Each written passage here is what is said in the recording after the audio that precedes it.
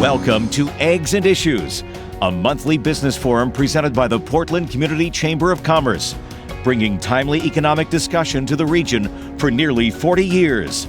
Thank you to our sponsors and partners. Presenting sponsors, Martins Point Healthcare, Bernstein Scher, and Central Maine Power. Cooperating sponsors, Harvard Pilgrim Healthcare and Bank of America. Reception sponsors, Clark Insurance, KeyBank, and Pretty Flaherty.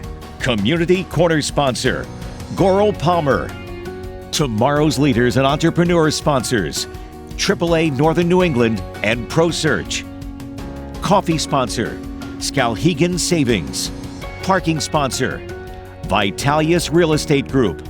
Media partners, radio sponsor, WGAN. Print sponsor, Maine Trust for Local News. TV sponsor, WMTW Maine CW. Business news sponsor, Maine Biz. Venue partner, University of Southern Maine. And thank you to our special community partners, Anthem Blue Cross Blue Shield, Kennebec Savings Bank, MEMIC, Spectrum Healthcare Partners, Southern Maine Community College, and the University of Southern Maine.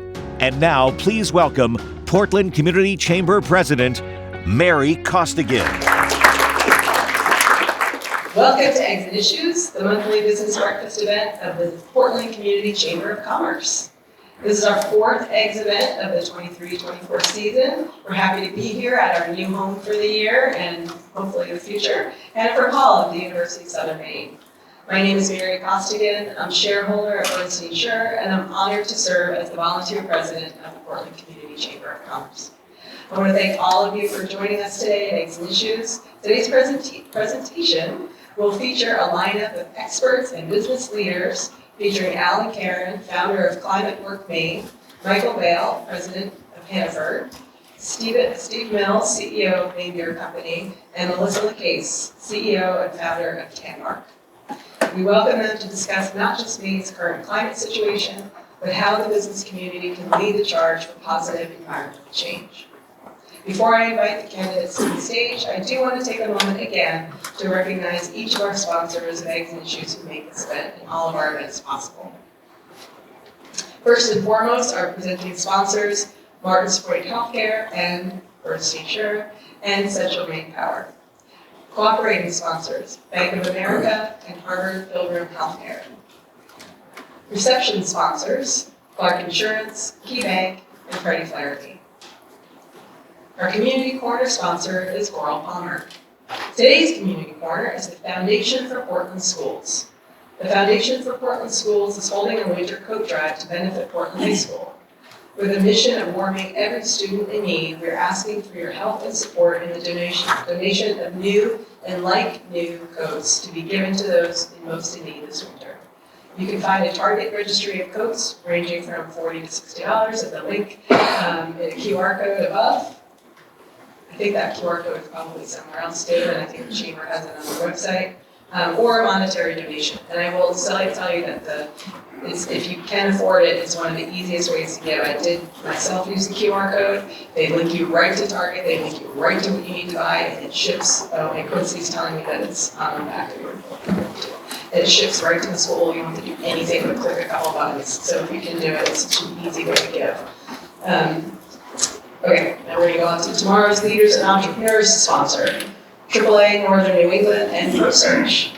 Through this program, the Chamber can offer students in the region, both high school and college level, an invitation to attend Eggs and Issues at no cost. I believe today we have a large contingent of students from Gorham High School, Baxter Academy, Thornton Academy, and USM. If you're here from those schools, please stand and be recognized.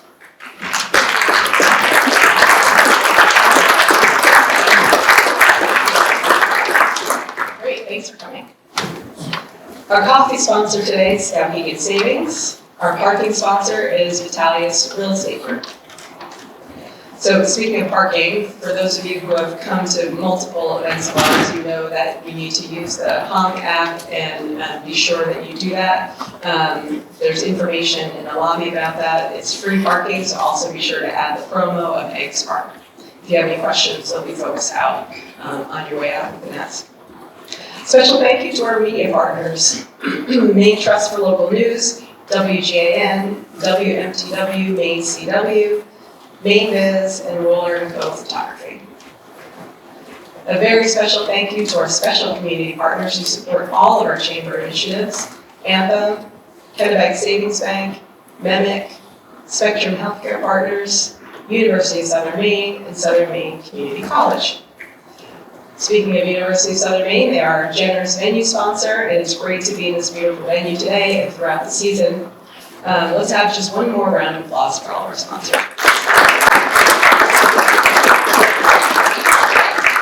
Thank you. Now we're going to move on to today's presentation, which we call Business Leading the Way on Climate. Please welcome to the stage Alan Caron, Michael Bale, Steve Mills, and Melissa Lucas.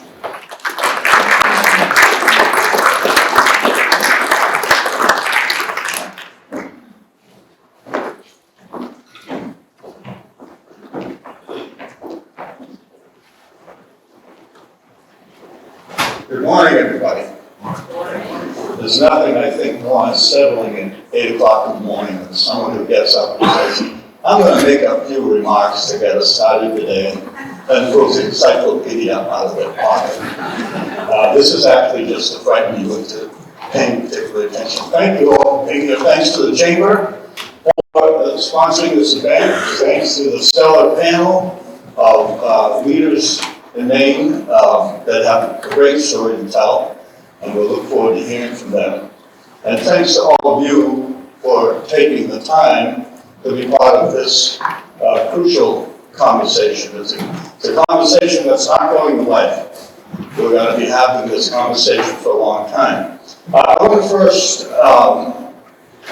tell you a little about Climate Work Maine. This is a relatively new organization of businesses that are taking action on climate. It's nice to do talks, it's nice to write documents, but we need mostly to take action. We're here to talk today about something that doesn't get discussed enough. Usually when we talk about climate, we're talking about weather, or tides, or rising waters, or major environmental events. Sometimes we're talking about health, but not often enough are we talking about what climate change means to the economy. So this is the conversation we're touching on today. Here's what we believe. Climate change will be the most disruptive force to our economy since the Industrial Revolution. I want that to settle in for me. By the way, if you're not familiar with the Industrial Revolution, it's a good thing to go studying right now. Because while great things came out of it, it was enormously disruptive to millions of people. And a lot of them didn't want the change to happen, but it was happening anyway. So there's a perfect analogy and parallel here. 50 years ago, scientists began to warn us about climate change, and mostly we didn't pay attention, or we ridiculed what they were saying, or we had lots of questions. Well, after, and you know, it turns out they were mostly right, except they missed one thing. They didn't get how quickly this is going to happen. Very few of them predicted this acceleration. What's been happening since then has not been entirely encouraging. We have a lot of meetings, and we have a lot of reports, and we have a lot of just now concluding is the COP28, the massive gathering of people from around the world to unite on a plan, and for the first time in the history of those conversations, they actually use these two words, fossil fuels. And today, they announced that we're going to move to a post-carbon economy, the end of fossil fuels by 2050. This is an extraordinary historical moment that I just learned about 10 minutes ago, and you just learned about now. So here's just a quick overview of what's been happening. This is global additions to CO2 emissions This was stuff that causes climate change, right? As you can see, the trend line is moving in the wrong direction. Through all of the COP meetings, through all of the talk, it continues to move in the wrong direction. Now you can look at that and say, whoa, US is doing great. Well, cool. Except that half of our products are being built in China, and we sell our oil to the world where these things get burned. So the picture's not so good. The US picture looks like this. This is, in this century, oil production in the US. And looks like a very similar line, doesn't it? Not a coincidence. Here's, I think, the most important thing for us to focus on right now. The last 10 years have been the 10 warmest years in human history. I'll repeat that. The last 10 years have been the warmest years on record. That little orange-red line there is this year, now declared the warmest year ever. Look at the shape of that line. It's not following the pattern of the other years. It continues to accelerate upward. That tells us that climate change is accelerating. It's cumulative. It's not always going to be just go up a notch. But we're not here to talk about gloom and doom, but we do need to have the facts in front of us. The good news, the bad news is climate is going to bring lots of challenges, but it's also going to bring opportunities. We're going to need to invent thousands of new products for a post-carbon sustainable economy. We're going to have to operate in new ways. We're going to have to think in new ways. And we're going to have to build lots of companies. And it turns out that Maine is perfectly positioned to be a leader in the next economy. I've been talking about this for a while. Some of you will know. An economy that is driven by entrepreneurial activity, by creativity, by innovation. This is what Maine people do. We are the world's greatest tinkerers. We love to invent new products, and the state is full of young entrepreneurs, some of which you're about to hear from. So I remain, as always, enormously optimistic about what we can do. But in order to get there, we've got to learn, we've got to adapt, and we need to invent. So this is what the future will look like. How we end up as a state is a matter of what we do now. So everybody on this stage, and maybe many of you, we're inventing our way forward. We haven't been here before. And so we're the pioneers. So the point here before I turn to our panel is that everybody has to do their part. None of us can solve these issues by ourselves. We just all have to collaborate in the solutions. Now here's the good news. There's 147,000 of us. 147,000 businesses in the state of Maine. From tiny, meaning I wear my slippers into my office and work out of my house, to massive companies like Hannaford and many others. Collectively, we own and manage tens of thousands of businesses and hundreds of thousands of vehicles. So the point there is that we can't imagine meeting the state's climate goals. It is not mathematically possible unless the businesses in Maine step up and take the lead. This is my opinion. Now, not everybody's going to do it all at once. Some people are more confronted with issues than others, some understand more than others. What we're trying to do at Climate Work Maine is identify the 1% of businesses in the state who are leading by example. Some of which you'll see today. Leading by example. That 1% in time will inspire the next 10%, who themselves will become leaders and inspirations and teachers to others. And in the end, most people will follow, and those who don't will face some severe turbulent times. So what do you need to do to be part of the solution? Well, you're doing one thing today. You're coming to learn. You're coming to hear. You're coming to connect. This is vitally important. It's an attitude shift for some. Your job, our job, is to learn, imagine, and act. Learn, imagine, and act. So here's some specific things you can do. You can do this personally, or you can do it as a business. The goal here, by the way, what's the long-term goal? The long-term goal is to stop burning things. Okay? The long-term goal is to stop burning things. And that means, for most of us, we're going to electrify everything. There's a whole conversation we have about is the grid ready and all that stuff. Yeah, we'll get that. That's the least of our problems. But we're going to move to electrifying everything. What does that mean for you, for all of us today? There are thousands of people in Maine who are installing heat pumps right now. They used to be installing gas furnaces or oil furnaces. They're installing heat pumps. We're building a whole network of them. We're training more every day. So if you're going to heat your space, do it with heat pumps. If your furnace isn't working well and you're going to replace it with heat pumps. Buy electric vehicles. There's a wave of electric vehicles coming at us. Yeah, we've got short-term problems with not enough charges.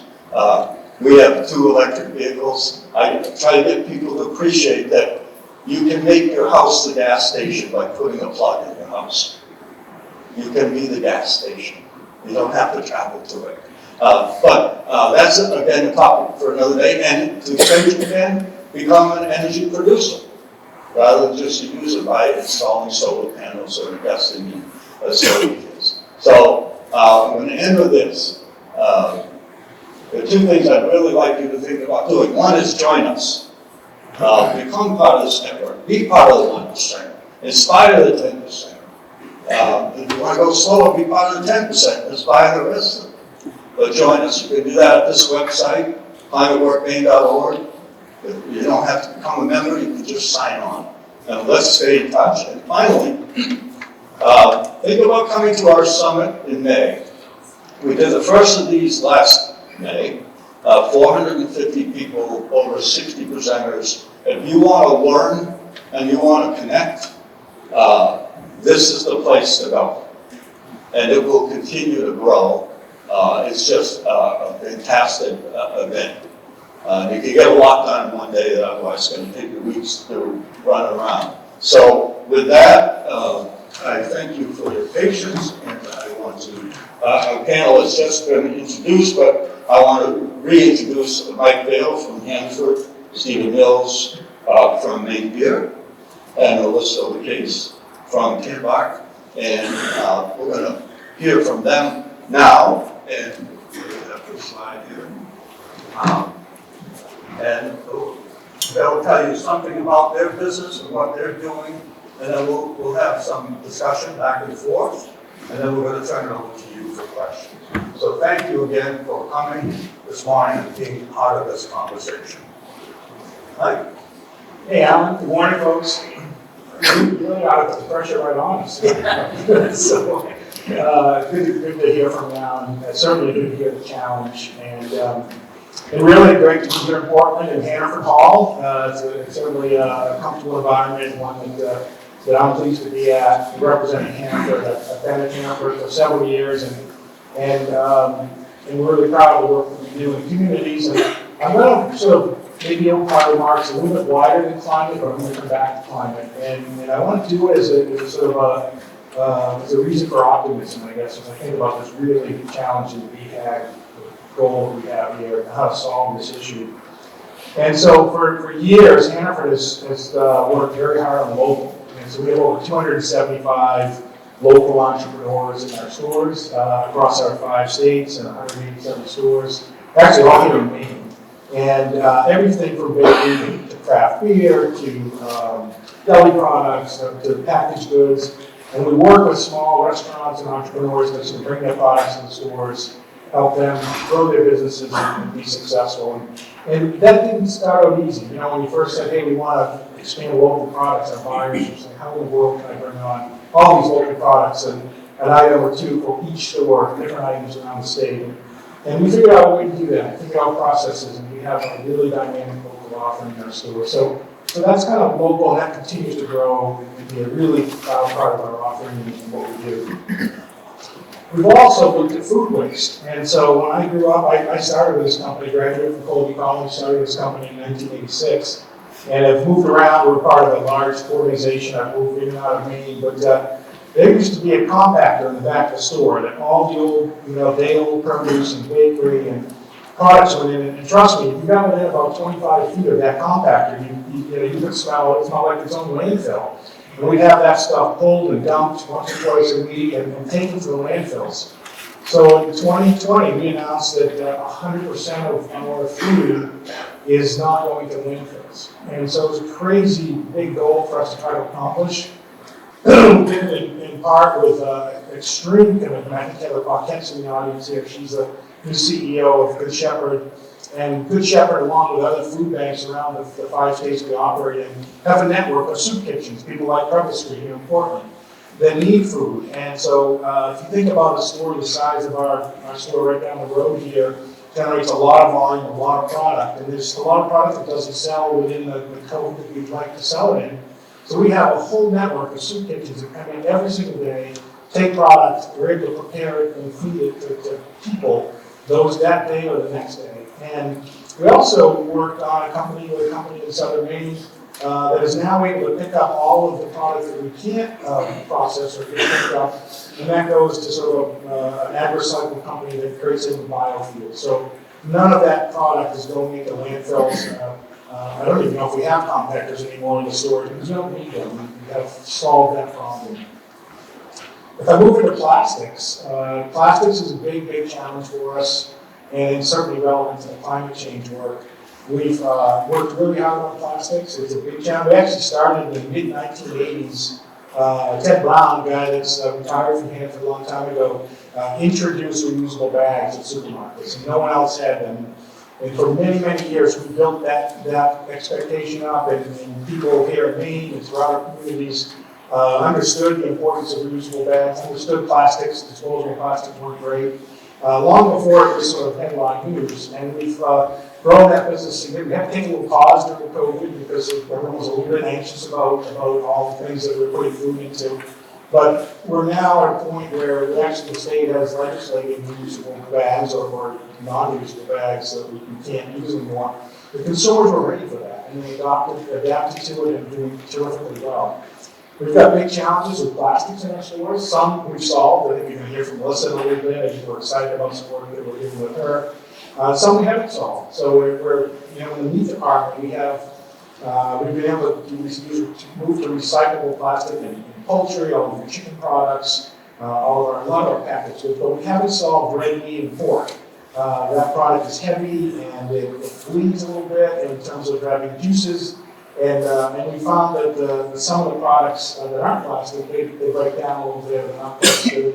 So we're working on that. We'll figure that out, but we're working on solutions throughout plastics across the company, and that's a big challenge for us. If I think about climate specifically, we're part of a large group, Ahold Delhaize, or Netherlands-based, very, very important climate and sustainability, very important to our governance and to our organization. And Hanford certainly plays a leading role within all the companies that are part of Ahold Delhaize. And so we've signed on to a 2040 commitment to be net zero carbon by 2040 as a company. Not easy, right? That's a challenge. If you've been into one of our stores, which I hope all of you have, we use a lot of energy in our stores. And we've been working on this for a long time. We've really upped so we remodel a store about once every 15 years, and we spend between $5 and $15 million on a remodel in the store. And so it's a lot of money to invest in. And previously, that investment would all be the things that you would see as a consumer: beautiful store floors, lighting, attractive cases, new products that would be there to entice you to buy more food. We are a full-profit business. And we still do those things, but we spend between $500,000 and $3 million now on things that you don't see in the store. So we're reworking all of our refrigeration systems to reduce greenhouse gas emissions. And there's still new products, and we've been through 2 or 3 cycles of new products that get even better, better results, and that's stuff that you don't see, but it's important to us, and you know we need to accomplish that.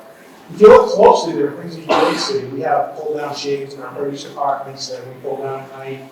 We see doors on more and more refrigerated cases than you ever saw before. Dairy cases, even meat cases, produce cases, so that keeps the refrigeration in the cases and is more efficient. And so we're working on a lot of issues to try to reduce climate and reduce our energy. One of the things I think is really cool and is happening here in Maine is around sort of dealing with a big challenge, which is transportation. And you know, we don't have great electrification solutions for 18-wheelers or large truck transportation. But that will come, we'll figure that out, the industry is moving quickly. What we have done and seen is that if you look at the produce side of the business, most of our produce in the U.S. comes from California and Florida, but a lot of it comes from California. And we've had challenges over the years with disease. So romaine, we had a romaine salmonella outbreak a few years ago that messed up everybody's Thanksgiving because you couldn't get romaine. And we have issues with that. We also, product has to travel across 3,000 miles to get here. So a lot of energy usage. What we're seeing is some really exciting work around bringing produce under glass here in New England. So it's, you know, we always have a winter climate. It's not easy to grow, we can't grow products in the winter.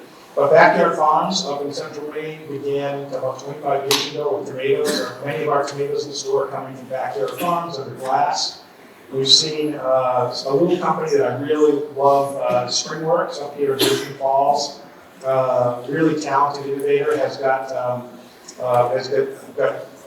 leafy greens all under glass. A company called Mastriani is growing strawberries year-round under glass in New York. And so there's a lot of venture capital coming into New England. What that does is reduce the miles, reduces the risk of disease, and really helps us kind of pull things together. So a lot going on there, a lot more to do, but maybe I'll end it there. I have a little video to queue up. We have a purpose statement, like a lot of big companies. We have a mission, a vision, and a purpose.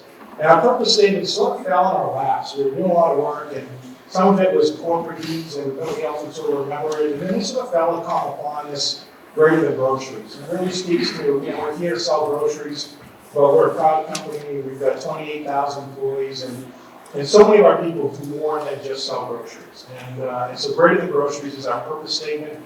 And we have a spot here that we've been running for a little bit now that really analyzes this topic in terms of climate. So maybe we can do that for us. With grocery shopping, it's what's inside your basket that counts. Like lots of locally sourced fresh food that provide local jobs. Groceries for your family that help others put food on the table. Unsold items that become worthwhile meals for these guys. And responsible harvesting that keeps fish on your plate while also keeping them in the ocean. Because when you shop at Hannaford, you're not just taking care of this home.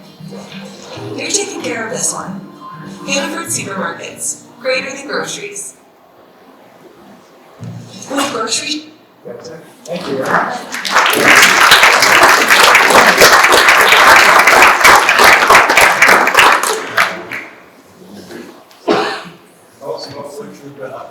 Sure, well, I'm glad I don't have to follow that.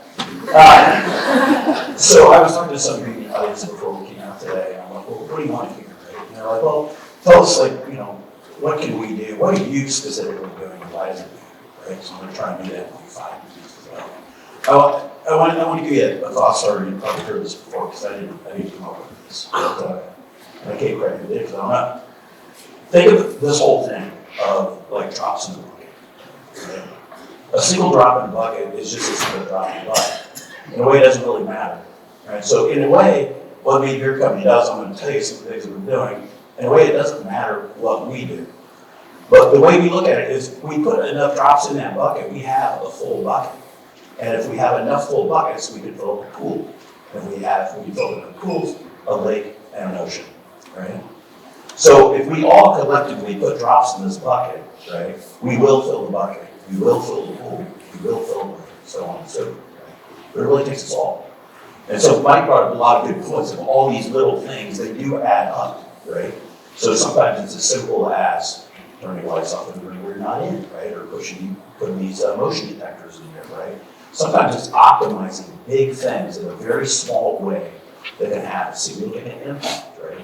So, so really our purpose is to do good for great people. That's the reason why we exist. And so that's what it means is being a good neighbor, supporting environmental nonprofits, and taking good care of our teammates. So those are the three things that we focus on within the.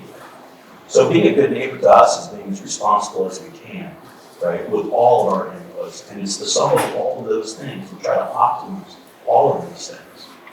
So, and I firmly believe that it doesn't matter what Maine Beer Company does, but it does matter what we collectively do, right? If we all put drops in this bucket, if you leave with one thing, just go back and put a few drops in the bucket.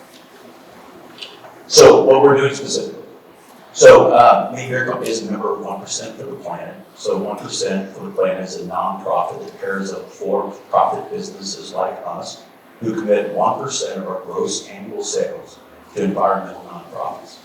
So they come and they validate every year, make sure that we are giving that much money to these nonprofits, and they make sure the nonprofits are doing what they're supposed to be doing. We like that accountability. And our consumers do too. More on that in a little bit. So other things that we do is, clean energy is important to us. Breweries, manufacture, right? We have a lot of inputs. We require a tremendous amount of energy. But we try to optimize that and extend the life of our resources to the extent that we reasonably can, right? So to us that, electricity, all right, well then let's feed the grid with solar. So we have over 450 panels on our campus. If you've ever been to a brewery, just about anything where it makes any sense at all for a panel on review. We are part of the solar share. Those two things combined, we're at last count, we're at 104%. We were feeding the grid at 104% of our electrical demand. Well, we're not done, right? We can add more drops to the bucket. So one of the things that we do is like, well, in some environmental nonprofits, they have electrical needs, right? They're building buildings. Can we put panels on there? Can we extend the life of that give to the life of that solar panel with that nonprofit? Right, which is a solar panel lasted on 25 years, right? Lowering their operating costs, giving them the opportunity to redeploy those dollars to do more good than just paying an electric bill, right? So I'm not trying to take credit for, my point is, go beyond, we can do things, right? So we're gonna do those things. So feeding the grid and creating more clean energy and getting less reliant on fossil fuel is something that we can do, even though we might not necessarily get a direct benefit from lowering our utility bill even further. That's not the point, right? The point is adding another drop to the bucket. Other things we do, right? We're an agricultural product. People forget that sometimes, right? So our raw materials come from fields. So barley, right, which is grown primarily in the central Midwest and up into the Canadian plains, right? We want to get more of that barley here in Maine. So we're fortunate that barley is grown in northern Maine. And you do have local maltsters now. It used to, they would send the barley all the way to the Midwest and then they would malt it and then you could bring it back. But we have local maltsters here now. And so they're very small and they're scaling, but we're working with them as they scale to become more reliant on Maine-grown barley, malted barley.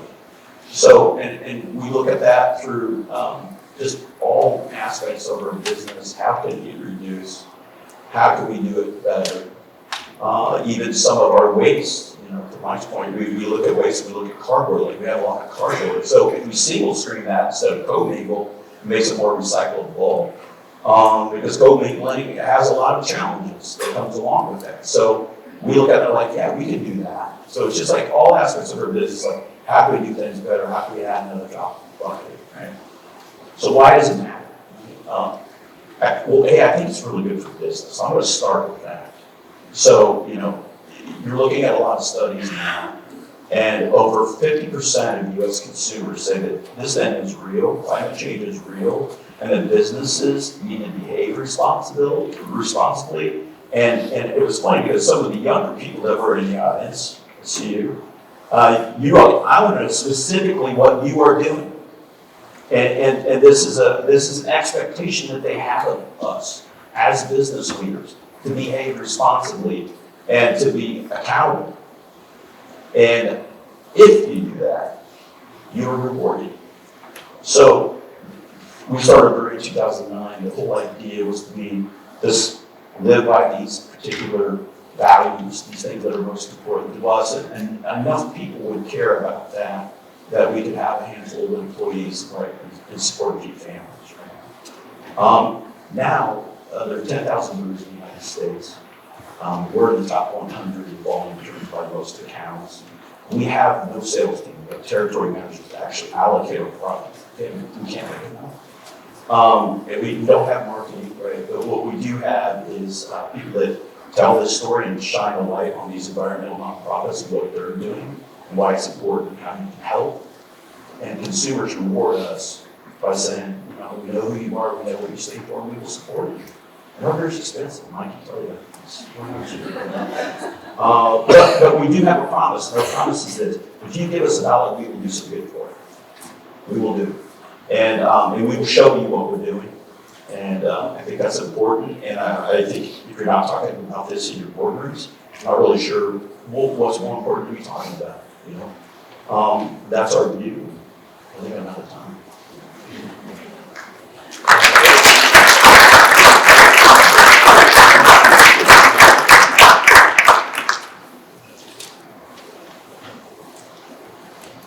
Going to work with this to the lot easier than saying, hey, can you give me the next slide? Yeah.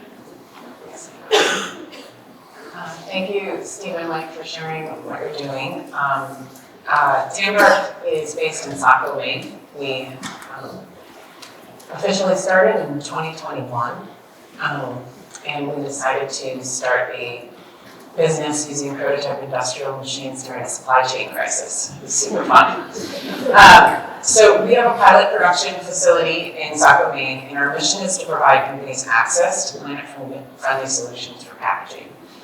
So I'm not going to spend a ton of time on this slide. Plastic is bad. If you don't agree with that, go do just some Googling. But basically, it's going to choke the ocean.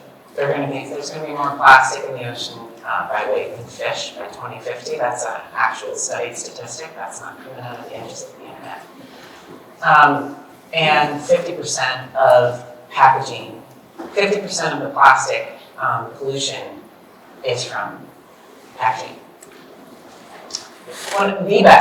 The absolute best replacement for single-use plastic is fiber-based packaging.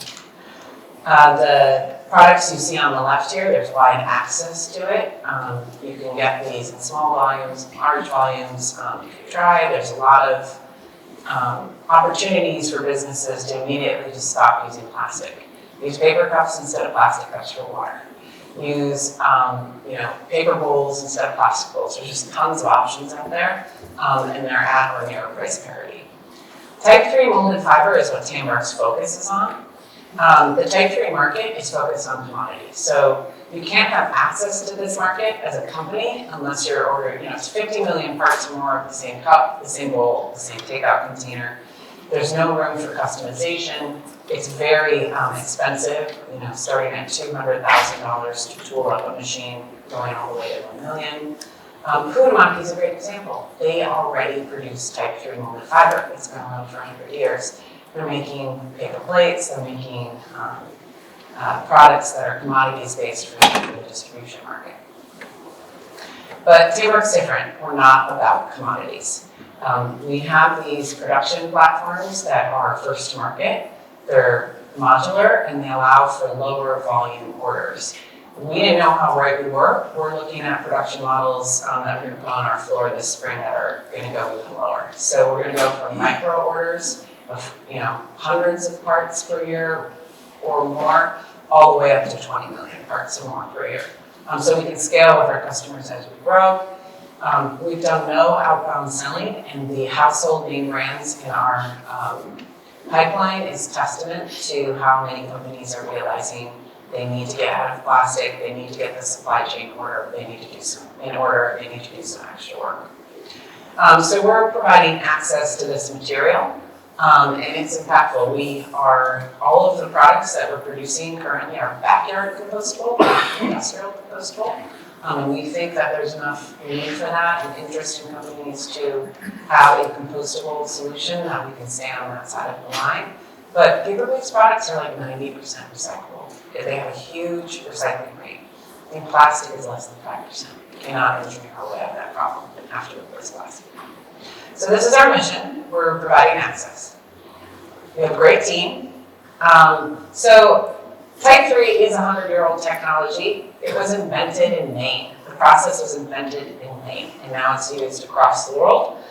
But it's been largely ignored for the last 100 years because companies said we have plastic and styrofoam. What do we need this for? And then in the molded fiber industry themselves, they relied on PFAS for grease and oil resistance. So the innovation has been abysmal in this space for 100 years. So what we also didn't realize when we started, but what we're quickly growing capability around, is that our smaller production platform and our team's expertise on how to take plant fiber and mold it into shape is very attractive to the paper scientists out there who are working on very novel solutions on how to replace plastic. Non-petroleum-based chemistry companies looking to replace PFAS. I see in an audience a partner we want to work with on what seaweed can do. This can have really exciting possibilities for innovation. We're talking about microfluidic diagnostic devices, non-woven products. But first, we just want to start with packaging. So again, first to market technology, we provide access for R&D, for companies to pilot things. The smaller production platforms are really the key to providing access. You see some product we're replacing for Luke's.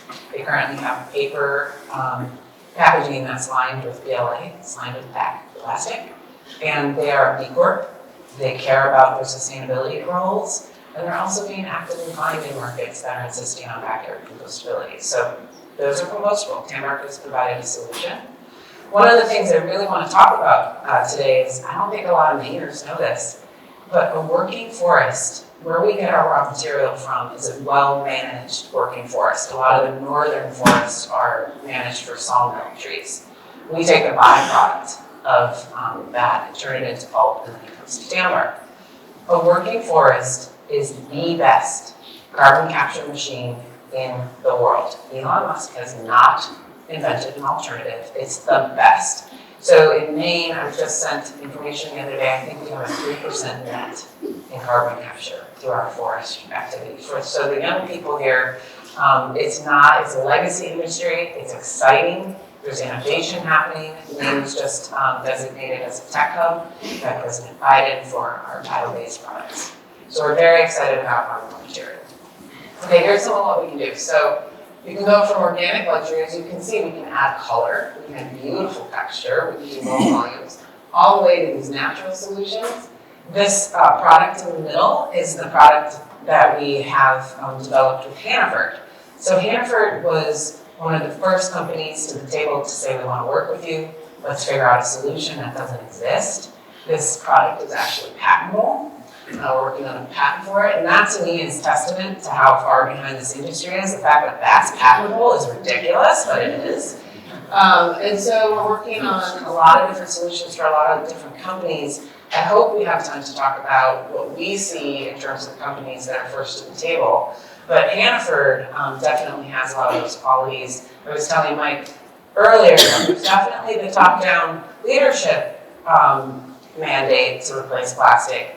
But the employees are working with a man named Ryan Marone, we're working with a man named George Paramentor, their strategy team.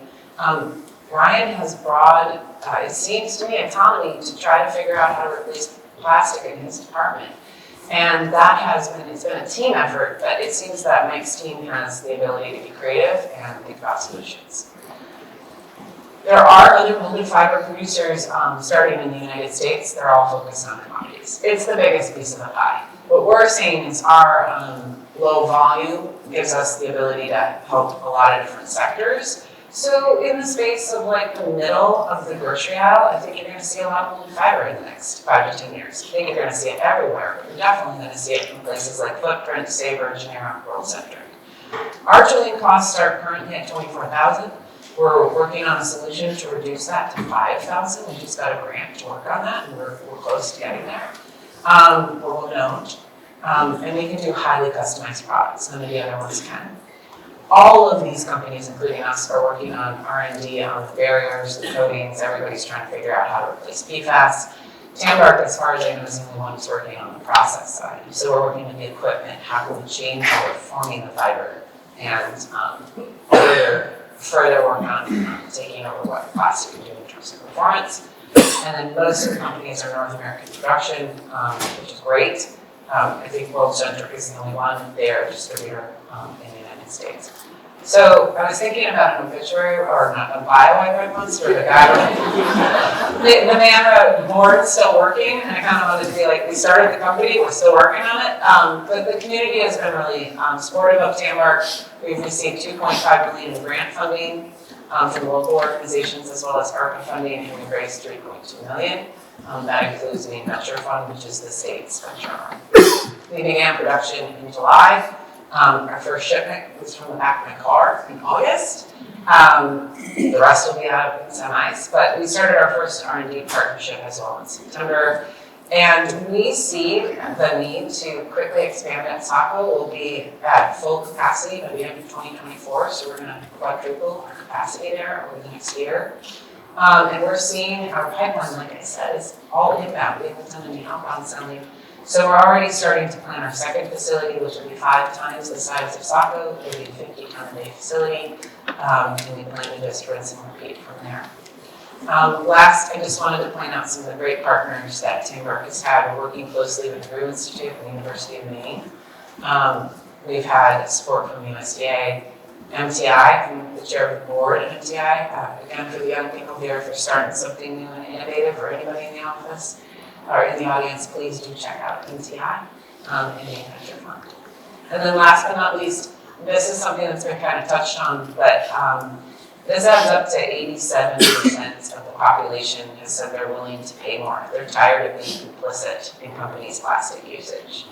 And this just breaks it down. Over 10% pay 7 to 10% more. So just wanted to leave you with that note. People are ready, people are creating solutions. Companies are starting to do it, like Hannaford and Virco and Luke's. But we need more companies to really start getting the supply chain built out so we can scale. Thank you. Thank you.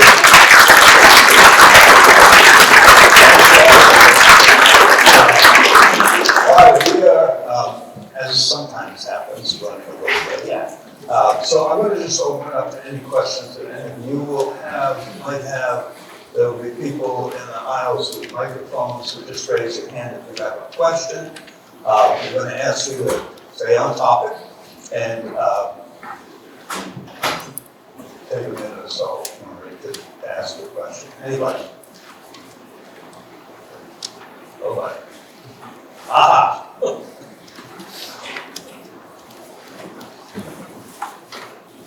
I'm Dick Woodbury, and my recycling regimen is the single sort, the returnable, the compostable, and the soft plastic. Soft plastic, plastic bags and films and stuff like that. I apparently can't take that to a transfer station, but I can take it to Hannaford. And I'm wondering, what is the system that I can use to educate our transfer station and others around the state as to how we should in fact be dealing with these soft plastics? Yeah, great question. And we've got a really great solution, and Yolt is one that many of you, if you do any home building or home work at your house, you'll get. We have a great relationship with a company called Trex. You can see Trex Decking, and they use that product to sort of manufacture into their Trex decking. And so we have a great relationship. We pull all of that product that comes into our stores, move it to the back, we bundle it all up into bales and ship it back to them. And it's actually a really nice sort of full loop solution. We are actually contracting with some of the smaller kind of landfills that we can take that from them and process it on their behalf. So that's a solution for that product today, and it's a long-lasting product, and that's how we're dealing with that. But thanks for surfacing it.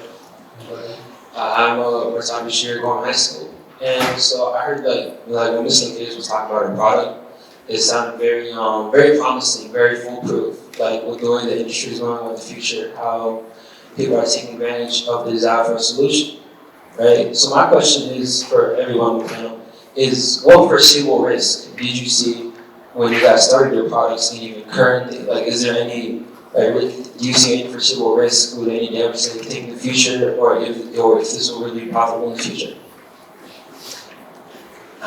So, I don't know well, the risk honestly is greenwashing. So the petrochemical companies, petrochemical-based plastic is largely, and they're not just going to sit back and take the market share, especially with electric vehicles coming online. They're trying to go all in on plastics. So there's a lot of greenwashing, there's a lot of very expensive lobbyists, so the risk is just that they win. I can't fight them, and just got to do what I can do at Tanbar, but I can educate people on the fact that there's no good case for using plastic over multi-fiber if there's a solution or a paper-based product. It is currently, in some cases, in the like with Hannaford, we went from a commodities-based product to a custom solution. So in those cases, the price parity isn't there. But with scale, we will get closer to price parity on this. For the lower volume products, we found the plastics industry has already done the work for us. They charge companies for custom lower volume products as well. So we're finding price parity for some of these high-end products. So I think the risk is just that it's not adopted quick enough, and we can't stop the carnage quick enough. I agree this is the biggest story since the industrial age. I would argue this is the biggest story of human history, what's happening right now in life. I can take a shot at that. So risks are, not everything works, right? And so we try things. I'm sort of guessing, I'm hopeful that the first test product with Melissa's company with our bakery muffins is going to be a home run. I won't be surprised if we find out that the first few batches don't quite do what we want, and we have to go back and throw some stuff away and restart. Those things happen. We talked about the refrigerations that are very important, the gases that are in our refrigeration units. We're on probably our third sort of what we think the solution is. And so we've spent money in several stores on a better solution than we had before, but now we found even better solutions. So now we're going back and sort of eating that cost and redoing that system again in even more efficient way. So whenever you're into this space, you can't try to shoot for perfection. You have to, really been a message for all of us, is that you have to jump in the ring and try stuff. And not everything's going to work perfectly, but if you're well-intended and you're working at it and looking at the science out there, we'll move this thing forward as a collective group. I love Steve's analogy of a drop in the bucket. We all have to put drops in the bucket. And yes, Hannaford's a big company in Maine, but globally, the supermarket business is a really small part of those slides that Alan showed. But we have to all sort of own our fraction of the action, if you will, and I think that's an opportunity for us. Yeah, I would add just on that. As I mentioned, we are inventing our way forward. We are making something as we travel. And it's often noted that the Edison laboratories had 10,000 failed bulbs before they hit the one. And we don't want to go 10,000 failed anything, but the point is, in order to create something new and innovate, there has to be failure along the way. There has to be. If there isn't, you're not inventing it. So I think that's the spirit that has to move all of us. It needs to be kept in line, of course. So I've noticed a trend with innovations with materials in climate, and that's this concept of ancient future technologies. So a lot of companies are returning to the way we used to do things before the Industrial Revolution, and then finding innovations that we have invented to marry them together. That's what we're doing at Tanbar. But companies are doing it with farming, how we used to farm. I just read something about how they're trying to cool down cities in very hot countries with architecture. So I just would encourage people to embrace the experimental to work with companies that are trying to find the solution in ways that everybody's bringing in a little bit of resources, testing it out, and then, okay, we figure out how to scale it. Just like Hannaford's doing with Tambark in this particular case, but across the country and other cases as well. I think we have time for one more question.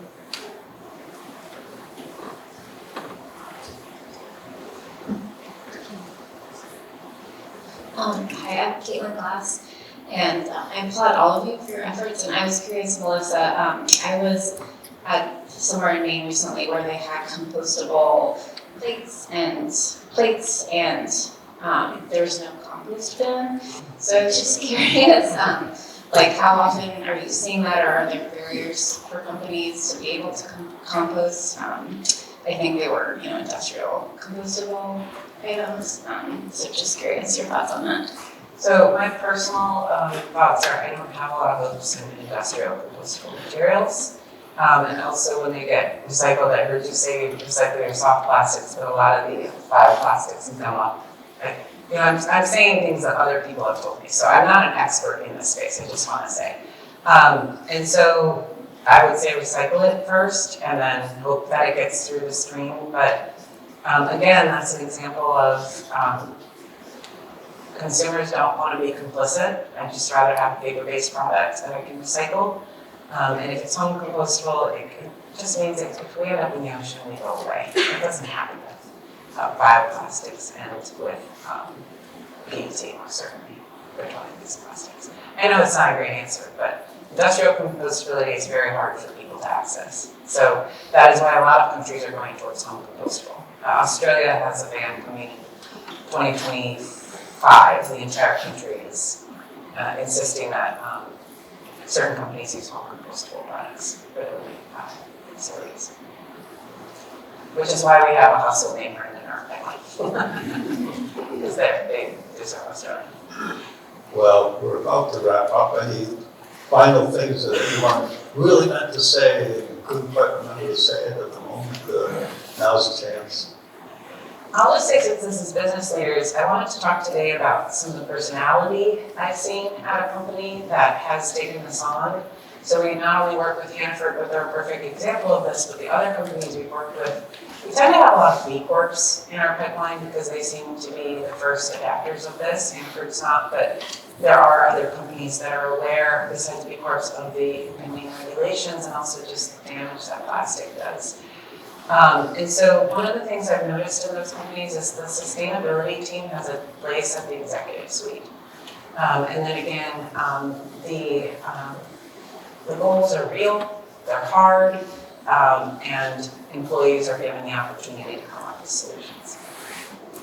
Well, here's one point I wanted to make that I forgot to make. With a generation that's coming up, which is much more aware of climate than the current generations, doing the right thing on climate is going to help you attract the talent that you need. And it's going to quickly get to the point that if you are not doing things on climate, you're going to be at a competitive disadvantage for finding talent. So that's, it has been a real joy to hear from all of you. Thank you for what you're doing. Thank you for coming this morning and being part of this conversation. Thanks again to all of you. And